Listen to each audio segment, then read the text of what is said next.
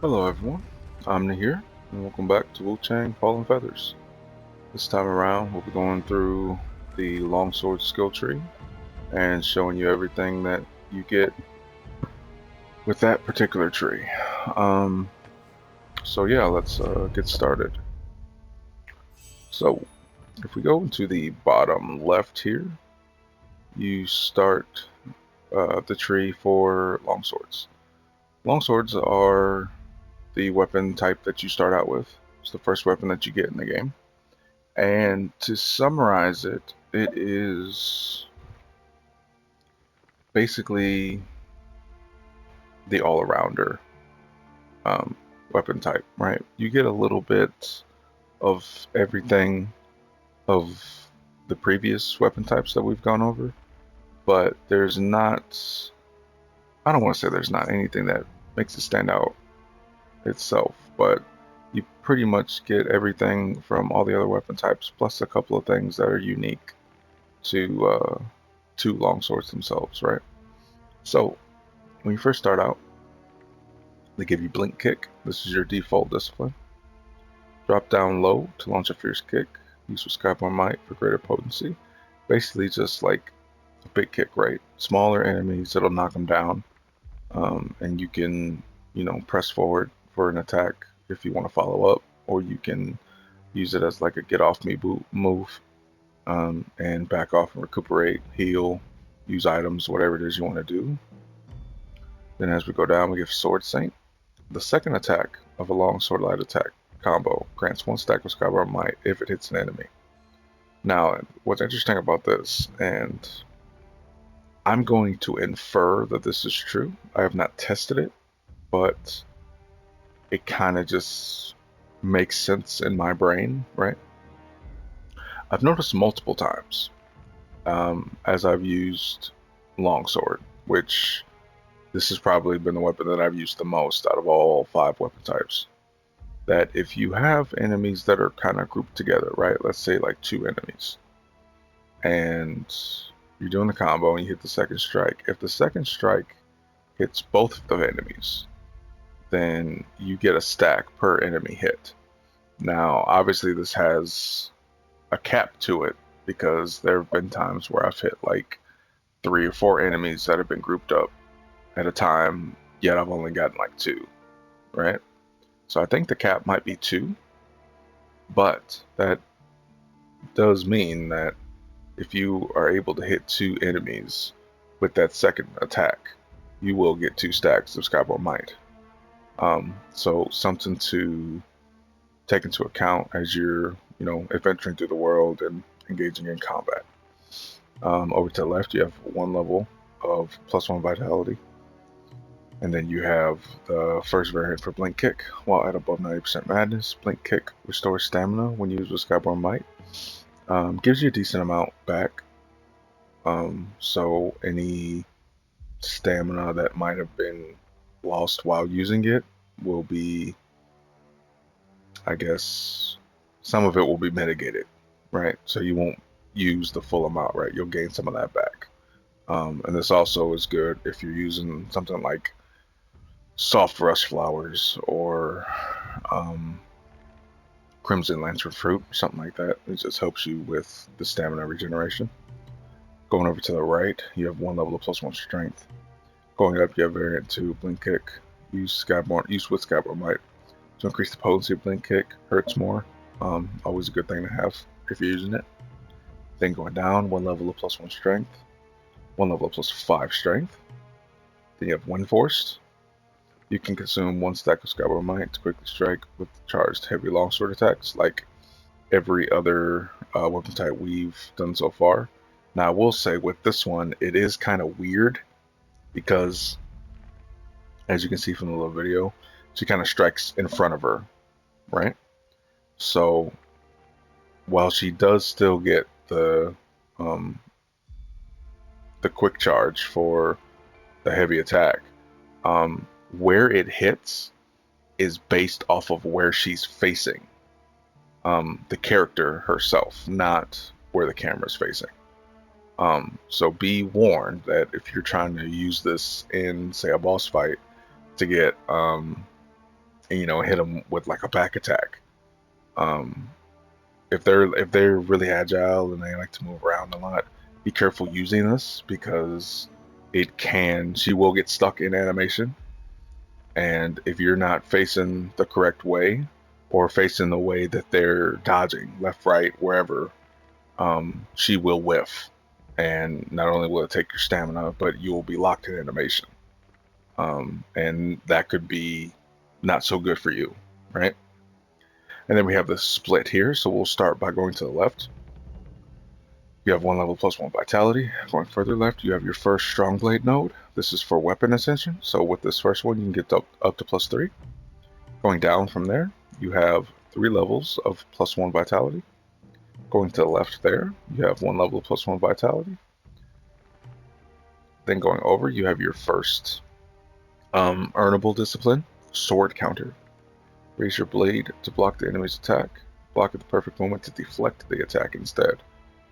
Deflect is blocking the enemy's weapon at the perfect time to deflect the enemy's move fully. So not only do you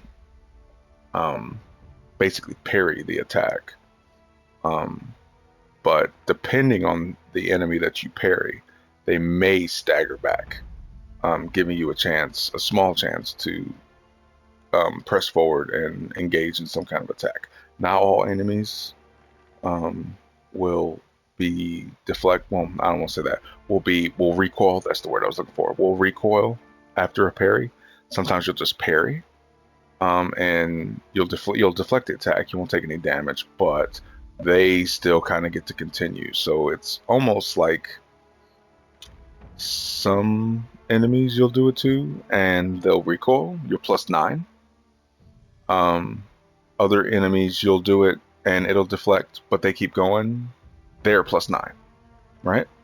And this, of course, is referring to like frame data in Tekken specifically. When you're +9 in Tekken, it's your turn. The enemy, your opponent, cannot do anything. They can't move. They can't attack.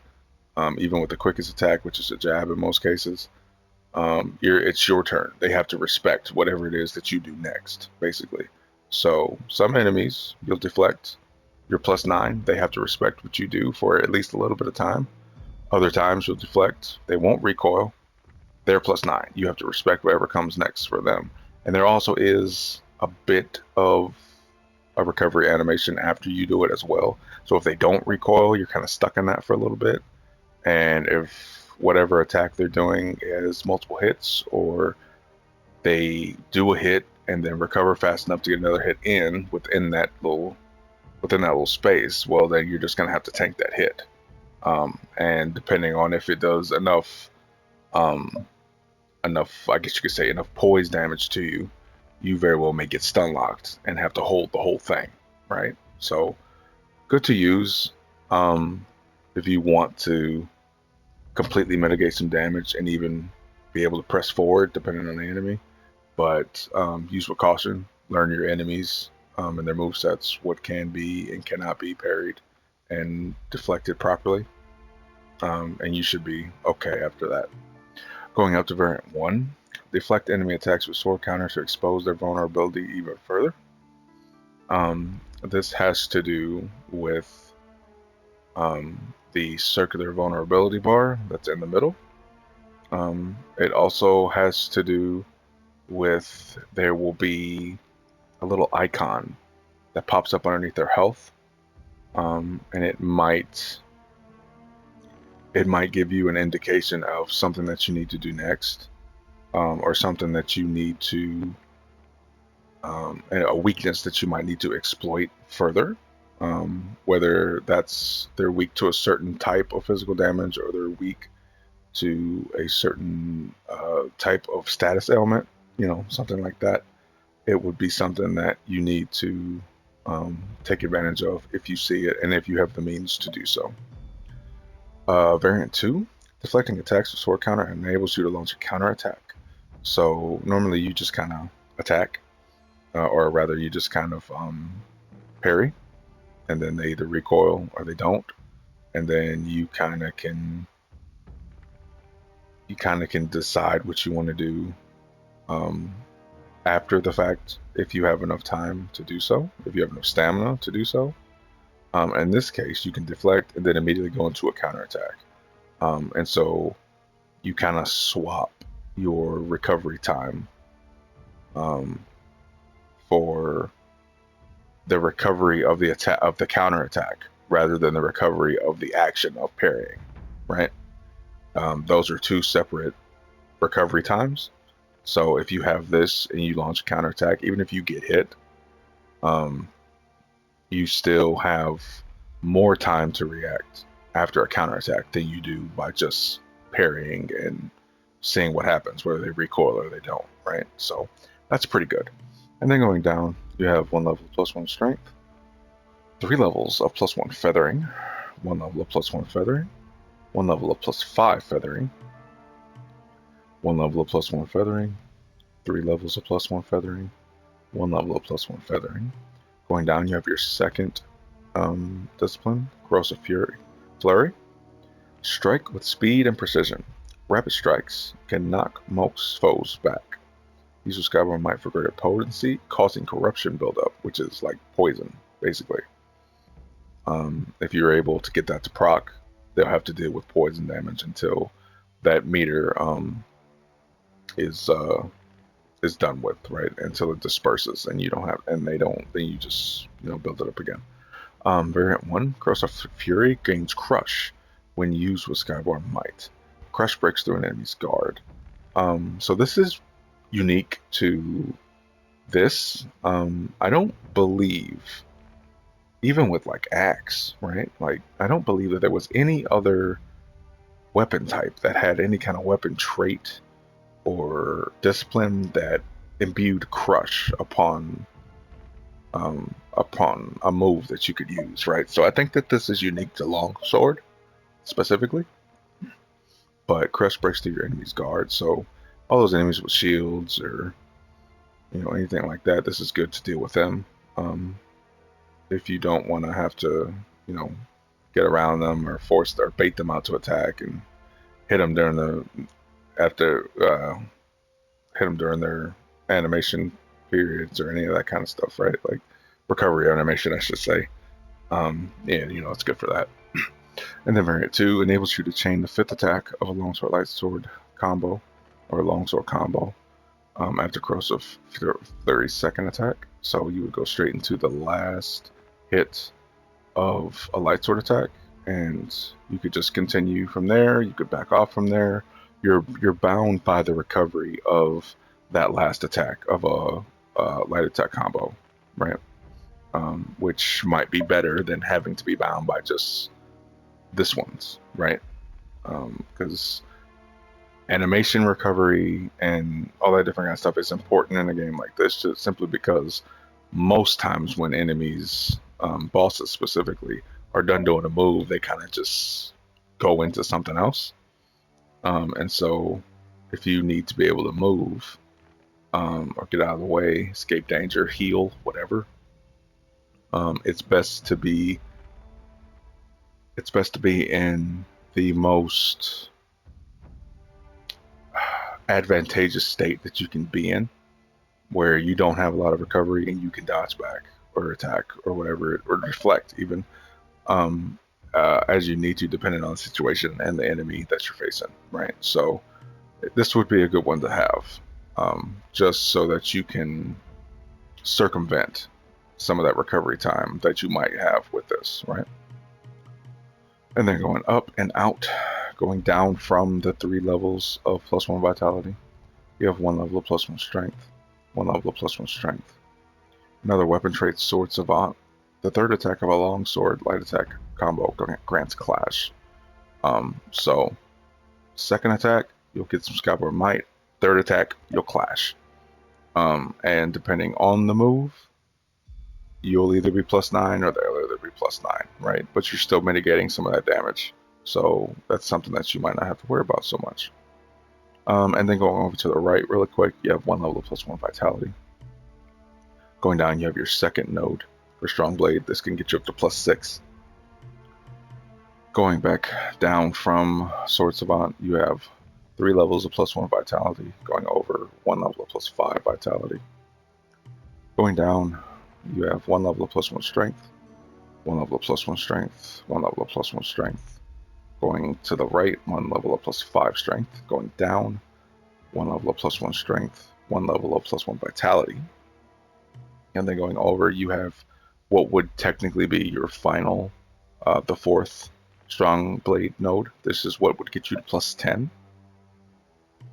Then going over from that, you have 1 level of +1 endurance, 1 level of +1 agility, 1 level of +1 agility. Going to the left, 1 level of +5 agility. Going up, 1 level of +1 strength, 1 level of +1 agility, 1 level of +1 endurance, 1 level of +5 endurance. Going to the right. Going up, you have another weapon trait, Swordmaster. The 5th attack of a longsword light attack grants 2 stacks of Skyborn Might if it hits an enemy. Same idea with the one at the top, where the second hit gives you 1 stack. If this hits 2 enemies at the same time, then you get 4 stacks. So if you're using this in the midst of a bunch of enemies in your face, not even a bunch, just like 2 or more, basically, right? And this final attack hits, you will get at least 4 if it hits both of them, right? But it has to hit both of them, right? Then going over, you have 1 level of +1 endurance. Going up, 1 level of +1 strength, another level of +1 strength, 3 levels of +1. I'm sorry, yeah, 3 levels of +1 endurance. Going to the right, 1 level of +1 agility. Going right further still, you have your 3rd discipline, Crescent Moon. Slash in a spiral to close in, then use again to leap backward and create some distance from the enemy.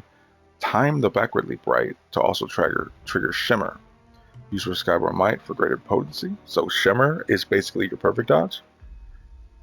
If you use the second attack at the right time, you'll gain Shimmer, which means that you'll be completely invulnerable. You'll gain some Skyborn Might back, and you'll be at a set distance, so that they're not all up in your face, you're not all up in their face. You can be, you can navigate that as you need to navigate that, whether it's go forward, press the attack, stay back, recuperate, use items, whatever, buff, whatever it might be that you need to do, use magic, whatever. So that's good. And then variant 1 adds a 3rd attack to the Crescent Moon skill when used with Skyborn Might. The 3rd attack has you merge with the void to evade attacks. So this is like the first attack hits, the second attack, if timed correctly, can give you the Shimmer property, so like a perfect dodge. The 3rd attack is like Alacrity, right? That state that you enter if you're casting specific spells and they try to hit you in the middle of that animation. You just kind of back up into the void. You don't take any damage, right? Further bolstering your evasiveness. So a good one to have.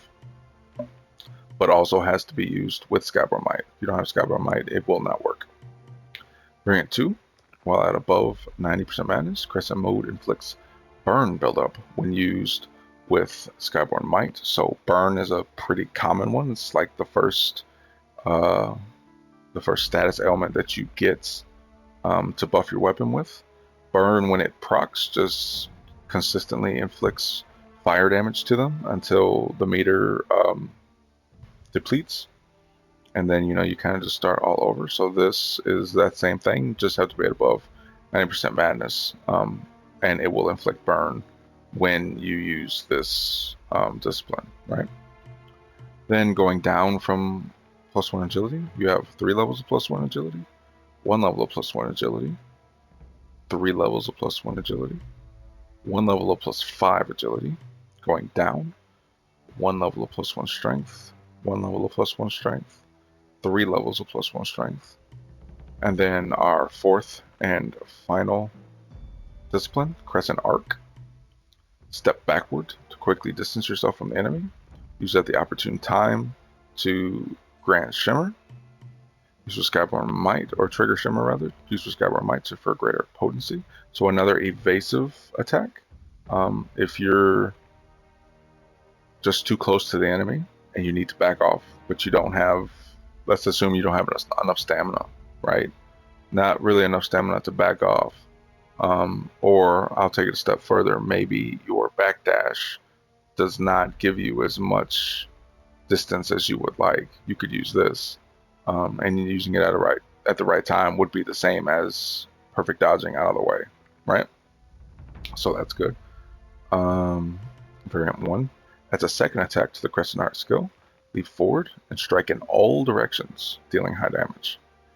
Use Whiscaver Might for greater potency. So, if you step back and you see that now they've attacked, they're in recovery, you can use it again to leap forward and to do some pretty decent damage to them.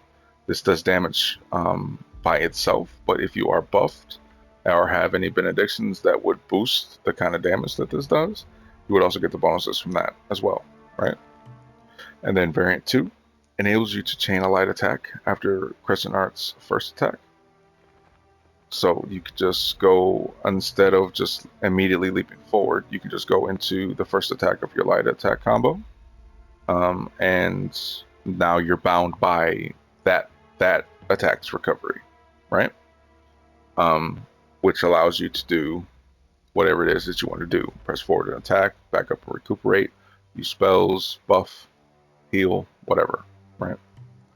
And then if we go all the way back up here, we have 1 level of +1 endurance, and then our final Strongblade node, which would get us to +6 or +9, depending on when we activated it. And that is the Longsword tree. So to summarize, this is a tree that is pretty much the all-arounder, right? Jack of all trades, master of none type of class. That's not to say that it's not powerful, right? This is probably my favorite class in the game, simply because I've used it so much. And there is a good balance between offense and defense with it. It's a very balanced class. The attack speed for the longswords is not incredibly fast, but it's not incredibly slow either. And if built correctly, it can output a pretty decent amount of damage. Now, like one-handed swords, it really all depends about like the scaling that you use, because as you can see, there is like a little bit of everything but like magic in here, right? I mean, you've got vitality in here, you've got strength in here, you've got feathering in here, you've got endurance in here, you've got all this agility, in here. So really, this is like a good class it really is a good class to start with, because it lets you have a taste of basically everything, except magic. There's no magic nodes in this tree, but it lets you have a little taste of everything, and then you can kind of just take from that what it is that you want to use the most, right? So for me, I pretty much wanted all the endurance that I could get, as well as all the strength I could get, right? I have a little agility in there, but most of this is like strength. And then, there's like vitality and stuff in here. I haven't gone on the feathering because, as you can see on the left, my magic is much, much higher. I use magic stuff. There might come a time when I use feathering just to see how good feathering is, because I've never really tried to use feathering for like damage or really for anything, right? Not spells or damage, right? Physical damage, right? So yeah, I mean, this is just a very good balanced class, and there are enough different weapon traits in it that, like I said, give you a little bit of everything. You can get Clash, you can get Crush, you can have the quickly strike with the heavy attacks if you want to do that. You have disciplines that give you power as well as evasion, as well as being able to inflict status ailments upon enemies, right? Like, there's just a bunch of different ways that you could go with it. It just really is dependent on the player to decide what he or she wants to do. And once you finally go into a specific route, like for me, I wanted strength. If you look to the left, you see I have a lot of strength. my strength is like, what is that? Like 53, I think is what that is. That's not just from this. I've also spec'd into axes as well. A majority of it came from axes. Um, but it's a good class for you to just test the waters, learn the game, learn about stats and all the different terminologies and stuff, all the different mechanics that you can come into contact with, like crush, like clash, like inflicting status ailments and burn and corruption and all that different kinds of stuff. It's a good learner's class, a good beginner's class. And then you can kind of just go from there because you've got all the rest of this, right? You've got all the rest of this tree to fill out. And it this just helps you to figure out what it is that you want to do from the start. And it's a very safe weapon. It's a powerful weapon. You could go through the whole game with just the longsword, like most of these weapons. It's good, right? It's a good class. So, with all that being said, we have officially done all the weapon types in the game. And the next video will be going over here to the utility side of the tree. And once we have done that, I'm not too sure if and when I might do anything else concerning this game. Maybe like a final thoughts type of game or type of video or something like that. I'm not too sure. But yeah, that was the longsword tree and a little bit of explanation as to what all you get with it, right? So, with all that being said, I hope you enjoyed. I hope you learned something. And I hope it was informative and helpful to you.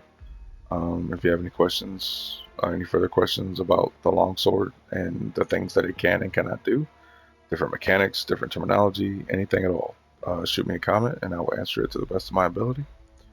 But with all that said, this is Omni. Hope you enjoyed. God bless you all, and I'll see you later. Bye-bye.